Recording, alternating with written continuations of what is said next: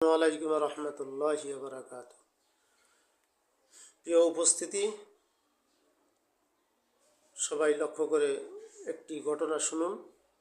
এই যে আমার প্রাণপ্রিয় ছাত্র নাতি, উনি তুলারাশি, তো তুলারাশিদের সাথে তো জিন থাকেই। একটা পরী আছে, সেই পরী তাকে পরীর দেশে নিয়ে গেছিল দুবার।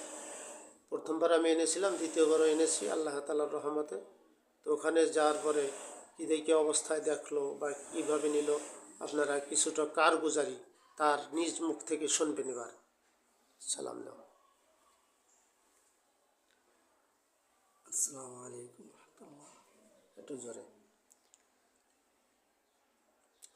তুমি সালাউল্লাহ, আমি সালাউল্লাহ। আমি সানাউল্লাহ। তো আমার ঘটনা হলো, বাসায় থেকে প্রথমে মাদ্রাসায় যাওয়ার রওনা দিয়েছি। তখন বাসা থেকে বের হয়ে যখন গাড়িতে উঠছি, এরপরে আমার কোনো জ্ঞান স্মৃতিশক্তি ছিল না। তো অনেকক্ষণ পরে স্মৃতিশক্তি আসলো। এরপরে দেখলাম যে রুমের ভিতরে আমি কোন জায়গায় এটা চিনতে পারিনি। তো আর হ্যাঁ, চিনতে পারো নাই? আচ্ছা। এরপর দেখলাম চারিদিকে জিন আছে এবং আমার সামনে একটু দূরে পরিবেশ ছিল। তো সে ওদেরকে অনুমতি দিল যে ওদের আরেকটি কামরা ছিল ভিতরে, মানে জাদুঘর বা জাদু দিয়ে কামরা ব্যবহারে নিতে বলে।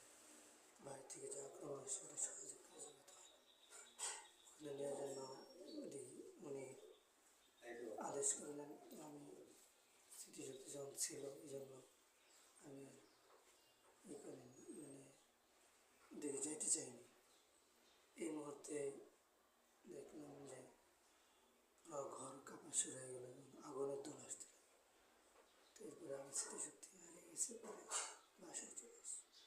আচ্ছা, সবাই তার জন্য দোয়া করবেন যাতে আল্লাহ পাক শিফায়ে কামেলা নসিব করে এবং সে এই দিনের জন্য এই মানব সেবা দিতে পারে, যাতে করে মানুষ শিরিক বিদাতে লিপ্ত না হয়, মাজার পুজোরীদের কাছে না যায়, যারা কুফরি কালাম করে তাদের স্বর্ণপূরণ না হয়। এই উদ্দেশ্যে আমাদের এই চ্যানেল খোলা। তারপরে তার সাথী ভাই আছে আবু তাহের, তার থেকে স্টোরি শোনেন, সেও অনেকটা জানে। হ্যাঁ, তুমি কি কি শুনছিলা? পরে ওর মাদ্রাসায় আমল করাইছিলাম আমরা, এটা তুমি শরিক ছিলা? আমি আমলের জন্য বলছিলাম। ওটা না, আমি জামাত থেকে করা হয়েছে আমাদের হেলতুল মাথা। কি আমল দেওয়া হয়েছিল? সুরাই জিন। জি। হ্যাঁ, এই সুরাই জিন মাদ্রাসায় দেওয়া হয়েছিল এবং আরও অনেক মাদ্রাসায়, এমনকি গহারডাঙ্গা মাদ্রাসাও সুরাই জিন 41 বার পড়ানোর জন্য বলছিলাম, তারা পড়াইছিল। আর কি হিস্টোরি জানো? যে ওনার মুখ থেকে আমি শুনছি এরকমই আর কি, যে ওকে বললাম, ও আসার পর আমাকে বললো যে এরকম এরকম। আমি অটোতে ওঠার পর গাড়িতে অটো রিক্সাওয়ালা একাই ছিল, আমি কিছু না বলে আর কি টিকুরপুরের উদ্দেশ্যে, মাদ্রাসার উদ্দেশ্যে আমি রওনা হলাম। তো আমি আর তাকে বলি নাই যে আমি এখানে যাব, বললাম যে টিকুরপুর। এই জন্য রিক্সাওয়ালা কিছু বলে নেই। আর আমি ওইভাবে রিক্সায় ওঠার পর আমি আর কিছু বলতে পারি না। তো যখন আমার জ্ঞান ফুরলো, তখন দেখলাম আমি অন্য ভিন্ন একটা জায়গায় রয়েছি। আমি তো অপরিচিত একটা জায়গা, বিশাল একটা ঘরের মধ্যে চতুর্দিকে বিভিন্ন কারুকার্য করা, সাজানো। তো সেখানে আমি তখন দাঁড়িয়ে রয়েছি, আর আমার আশপাশে অনেক মানবরূপী আর কি, তারা জিন ছিল। তো তারা মানব রূপ ধারণ করে আমার সামনে, তারা বিভিন্ন চারপাশে তারা আছে, তারা ছড়িয়ে ছিটিয়ে আছিল। তো সামনে এক পরী ছিল, তো সে আর কি, তার একটা খাস কামরা ছিল যেখানে আর কি ও জানতো যে এই যেহেতু আমরা এই মানব সন্তানকে নিয়ে এসেছি, যে কোনো সময় আমাদের উপর আক্রমণ আসতে পারে, এটা তারা জানতো। এই জন্য পরী বলল যে আক্রমণ তো কোনোভাবে ঠেকানো সম্ভব না, তো যতদূর আমরা পারি চেষ্টা করে যাই। তো সে এই উদ্দেশ্যে তার কর্মচারী যারা ছিল তাদেরকে বললো যে এই মানব সন্তানকে তোমরা এই একটা আমাদের গোপন কামরা, খাস কামরা আছে, ওখানে নিয়ে যাও। ওখানে হয়তো কিছু আক্রমণ, কিছু প্রতিরোধ করা সম্ভব হবে।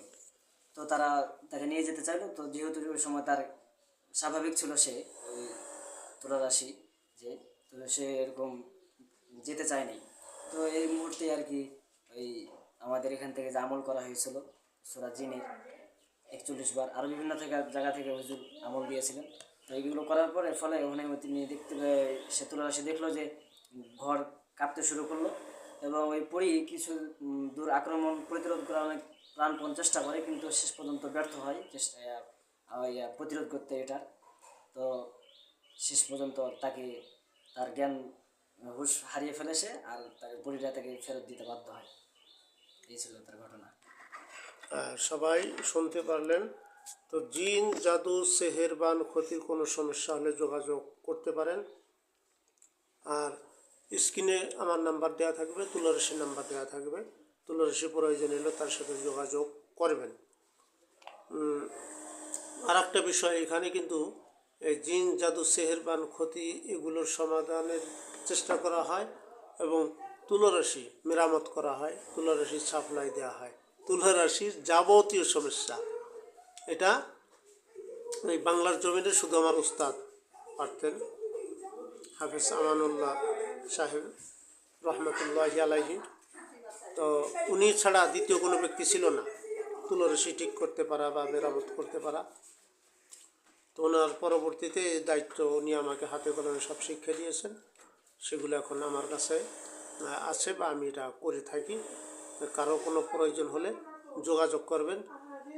এই রিলেটিভ ভিডিও আরও একটা অংশ পরবর্তীতে ছাড়া হবে বা বানানো হবে।